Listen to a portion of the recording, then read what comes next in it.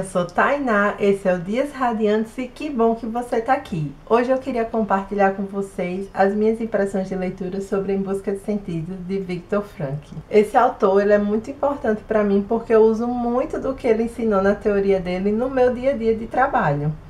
Esse livro aqui é o primeiro livro dele, o livro mais famoso e conhecido, e eu queria compartilhar com vocês essa leitura que eu fiz, falar um pouco sobre o livro e sobre o autor. Esse livro faz parte do meu desafio do calendário literário que eu vou deixar aqui no cartão, caso você queira conferir esse vídeo. Bom, Viktor Frankl, ele era psiquiatra e neurologista, mas ele se intitulava psicólogo, porque ele criou uma teoria terapêutica, né? Psicoterapeuta. Ele nasceu em Viena e era judeu. Então, durante o período da Segunda Guerra Mundial, ele acabou sendo preso em campos de concentração e sobreviveu.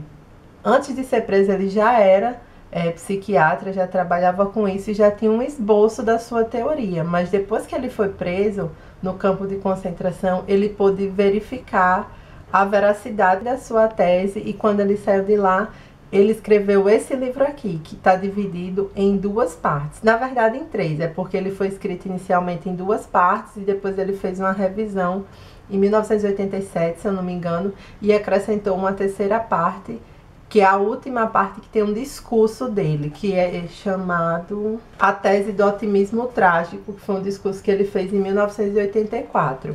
Então, isso aqui foi anexado depois.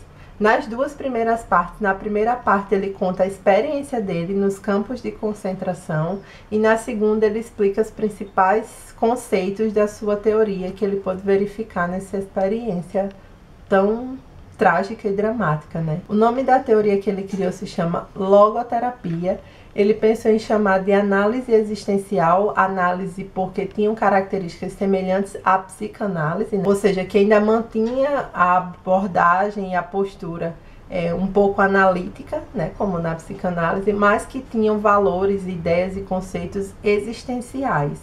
Só que a análise de Heidegger foi traduzida aqui no Ocidente como análise existencial. E para não ter confusão, ele denominou a tese dele, a teoria dele, a abordagem que ele criou, de logoterapia. Logos vem de sentido, então é a terapia pelo sentido da vida. A logoterapia é considerada a terceira escola vienense, né? A primeira, a psicanálise de Freud, depois vem a psicologia adleriana, né, de Adler, e terceiro, a logoterapia de Viktor Frankl. Eu já li alguns livros do autor, né, e na verdade esse livro eu li agora. Eu li outros livros que foram escritos posteriormente, porque são mais estruturados, tem técnicas de abordagem terapêutica e tudo.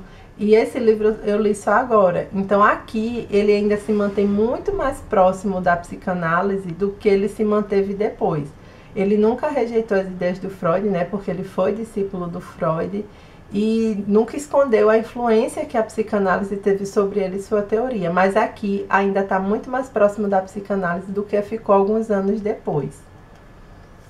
Eu queria ler alguns trechos que estão logo na introdução, não é nem introdução, é na apresentação do livro, que vai situar vocês um pouco de como é a narrativa dessa experiência que ele teve, né? Ó, começa aqui e já é do primeiro parágrafo, mas se você realmente não quer saber nada sobre o livro, talvez seja melhor pular um pouco. Ele diz assim: não vamos descrever os grandes horrores já bastante denunciados, embora nem sempre se acredite neles, mas sim as inúmeras pequenas torturas. Em outras palavras, tentarei responder a seguinte pergunta: de que modo se refletia na mente do prisioneiro médio a vida cotidiana no campo de concentração? Então é isso que ele tentou fazer. Claro que ele teve, no momento inicial, desespero, a tristeza, a apatia, mas depois ele conseguiu encontrar um sentido naquela experiência de passar por um campo de concentração, que era verificar nas condições mais extremas da existência humana se a teoria dele, da psicologia humana, tinha sentido. Então ele começou a observar a psicologia dos prisioneiros do campo de concentração. E é isso que ele tenta narrar aqui. Não os horrores físicos e morais que as pessoas passaram, mas como para uma pessoa comum era do ponto de vista psicológico passar por aquela experiência. E assim, ele não vem com uma visão idealizada das coisas. E teve um trecho aqui que ele diz uma frase que me impactou demais, que ele disse assim: todos nós que escapamos com vida por milhares e milhares de felizes coincidências ou milagres divinos, seja lá como quisermos chamá-los, sabemos e podemos dizer sem hesitação que os melhores não voltaram. Porque ele vai descrever também coisas que as pessoas se dispunham a fazer por conseguir algum nível de status ou algum tipo de benefício dentro do campo de concentração.